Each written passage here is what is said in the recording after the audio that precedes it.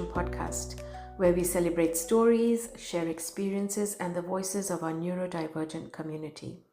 I'm so excited about today's episode because we have the very first person who downloaded the Social Spectrum app.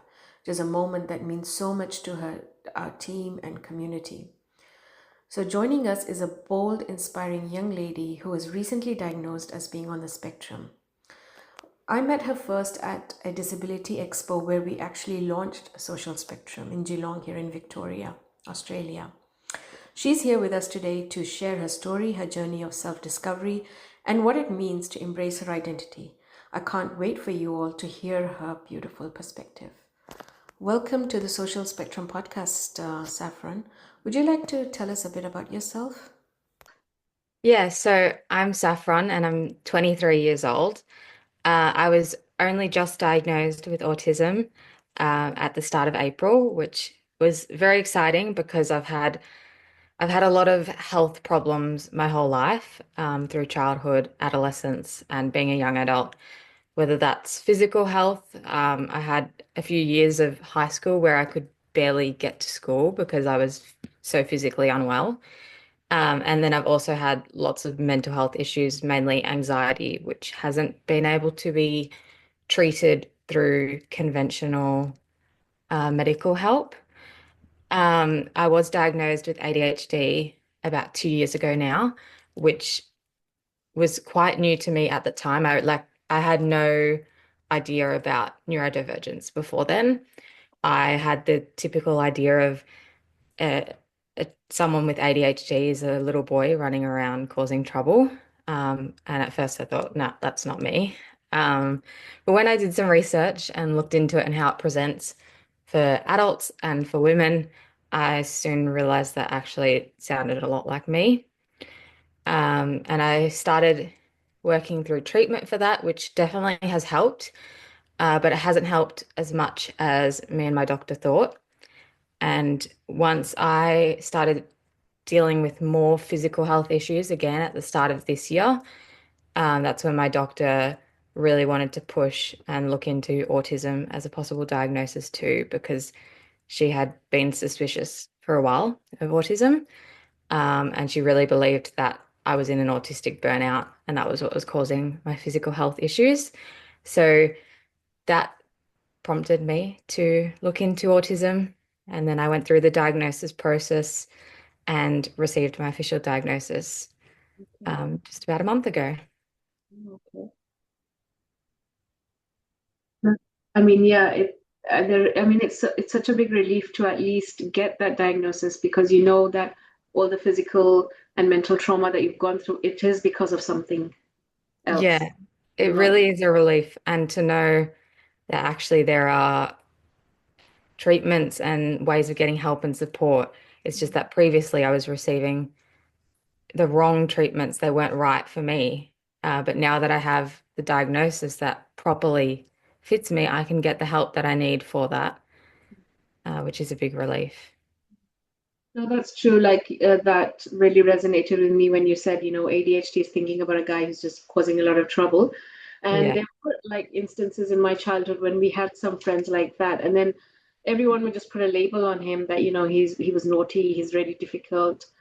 And then Yeah. later on, we got to know that he actually had ADHD. So it was just such a lack of awareness of from people. And if we just had the right tools to know how to manage that, that would have been such a big game changer for him and how he grew up. So yeah, Definitely. I'm glad you have the diagnosis and you have the right direction to go, and you have support. So, and Mm. what brought you to Social Spectrum? Like, I know I saw you at the expo, you visited a lot of booths. So, what kind of attracted you to our booth, and what um, like why do you believe in engaging with us? Because you were one of the first people to sign up on the app as well. So, I would just like to know a little about that. Yeah, so before I ran into the social spectrum group at the Geelong Disability Expo, I'd been wanting for a while to connect with other neurodivergent and autistic people, and I didn't know how to do that, how to go about that. I'd looked up like groups and possible social meetings, and I couldn't really find anything um, local in like Melbourne or Victoria for that. I really struggled to find that. And I don't have many autistic people in my life. So I thought it could be fun and good just to learn from other autistic people and get to meet them. So it was really luck that that's what I was feeling like and had been curious about that for a while. And then when I saw your stand at the Disability Expo and I saw that it said social spectrum, I think just the name in my mind sort of was like, oh, like m maybe they do something for me. Like I should check them out, see what it's about. And yeah, it was pretty much what I'd been looking for a while. So it was really good luck that I happened to be at the expo and see you guys and be able to then actually pursue this idea that I've been wanting to meet other neurodivergent people and families for a while. That's great. I mean, it's luck for us as well that you came by our stall. And it's really worth the encouragement from other families to know that we're doing something positive in this area. And is there anything that you'd like to share from your previous experiences where you felt, misunderstood, or like if there was someone who could have understood you that time, it would have made things smoother? Yeah, I'm really lucky to have wonderfully supportive family and friends, which is really great. But I would like to just be able to connect with people who have a similar mind to me or who are neurodivergent, and just learn from them really because I'm late diagnosed and it's still very new to me and I'm still learning a lot. I like the idea of the opportunity to learn from other people's experiences and see what works for them because it's been a lot of trial and error for me so far on my neurodivergent journey. So yeah, I'm excited about trying anything other people recommend who are also from this community and learning from their experiences too. Yeah. What are some misconceptions people have about those on the spectrum which you wish you could just clear up? I think for me, it's really just the stereotypes. I feel like a lot of people are uneducated on autism and just neurodivergent conditions in general. I mentioned earlier, like myself, when I was first, like the idea of ADHD was presented to me, I had this stereotyped idea in my head of what that was supposed to look like. And autism is similar. A lot of people have specific ideas about what an autistic person looks or acts like. And it's just really uneducated and really not true for most autistic people. And especially doesn't help people who don't fit the mold.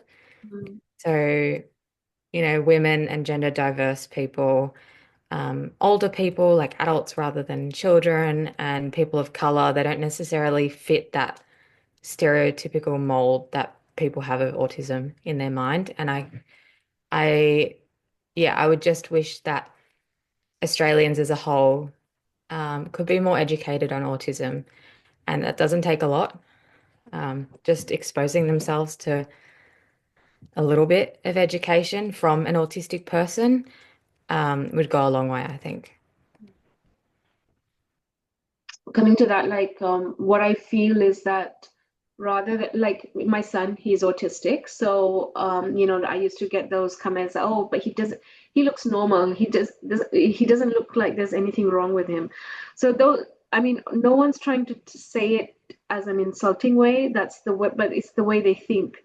So we have Yeah. to focus on changing that mindset. I mean, what do you mean by normal, and who are you to say what's normal and what's not? And And also the very thing that, yeah. it's very odd because autism is a neurological condition. So it doesn't have a look because you can't see someone's brain when you look at them. Um, and unless, even if you could see their brain, unless you're, a neurologist, you're not going to know what that means anyway. So it's always been weird that people do think autistic people have to look autistic when actually you can't because it's your brain. You can't you don't show your brain on the outside. It's a very weird idea. But yeah. And I feel like, like my son or like other children, other people, they go through different kind of therapies like speech, occupational, behavioral. But then I feel that they are undergoing therapy. That's okay. But at the same time, we have to come up with a similar kind of plan for neurotypical people to understand them. So there is this other company in India who's actually working on educating schools when there are neurotypical children to know how to behave with these kids. We're focusing on how our kids can be molded, like autistic kids can be molded on how to talk to society. But society should also be taught on how to deal with these kids. It has to go both ways. Exactly. I've been reading this book, and last night when I was reading a part of it, it was a similar idea to that. The author was saying how most autistic people spend their entire lives learning how to interact with allistic, neurotypical people, whether that's through therapy or through reading books, through studying films or people's interactions or learning themselves, just through experience. And yet, so many neurotypical people don't even, like sometimes companies don't even want to host an hour-long workshop for their neurotypical employees on how to interact with an autistic person.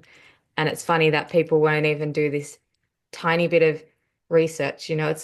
We're not asking for much. Just you don't have to do much research. I don't expect people to study the DSM of anything, but like just a little bit of research because autistic people spend their whole lives researching, and it feels like there's nothing coming back for us.